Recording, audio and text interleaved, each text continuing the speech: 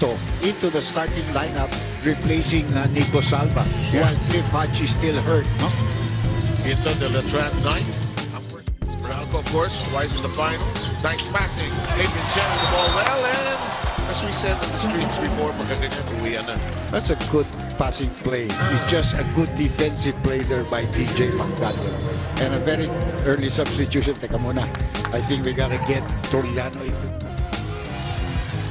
A man trying to ball hawk. Sidestepping motion will work. First basket of TNT. One turnover and very quick reaction on the part of DJ McDaniel to attack. And sends it long to McDaniels. The three goes. And that's where Jason had a lot of personal struggles na napakabigat sa pakiramdam, but he realized that he needs to be thankful and open to growing very new things. They are very...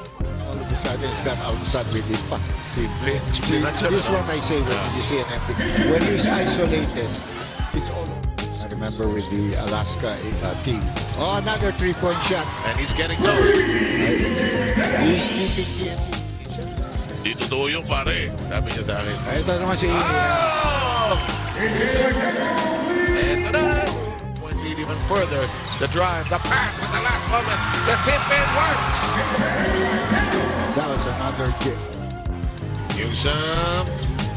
McDaniels in front of him. Ball swatted away. Like I said, he kept his presence of mind. Oh, But they defiant move. Defiant move, rather. for them McDaniel. He'll brush him aside. Here's a lob. Whoa! But he's got a shot from the three-point distance. Switching over to McDaniels. Almasan stays close, but will they call a foul on him?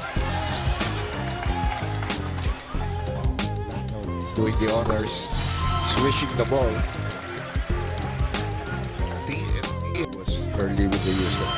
But maybe this one might be a little bit better for the team. Meanwhile, second free throw. Look at this. Spate of sixes on our board. In full display. Full arsenal. This one will trickle in as we hit our second deadlock at 60.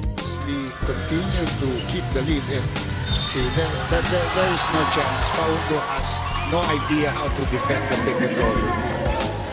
He cannot defend the basket. And now, TNT gets an opportunity. I'm old already, so Sometimes you use of words. And finally, TNT takes the lead again, 71 to 70. It's really, kawawa.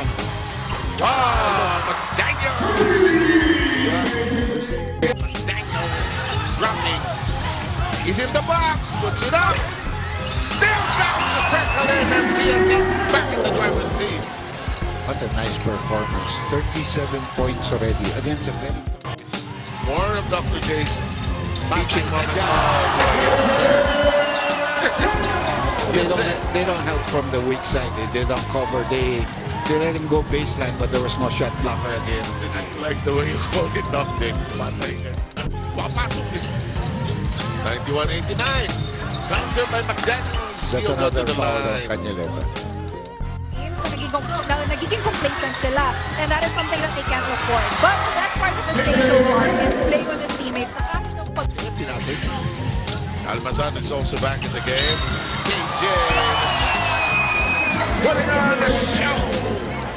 Almazan made a mistake there. That's why his teammates are looking at him. He should have been the protector, pero sumama siya kay Rosario sa ibabaw. You know. The tournament. Exactly.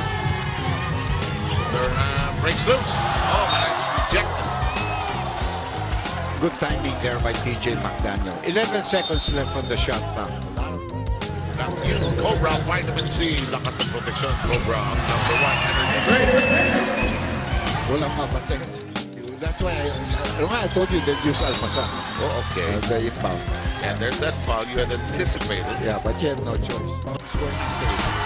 So then Yep. And it's 116 to 113. Meralco balls have 2 timeouts. Thinking about it. Taking too long, I think. The shot. Whoa! And a good line. And a good line. Yeah, no choice. Amer had no good look. And he knew it. He had no good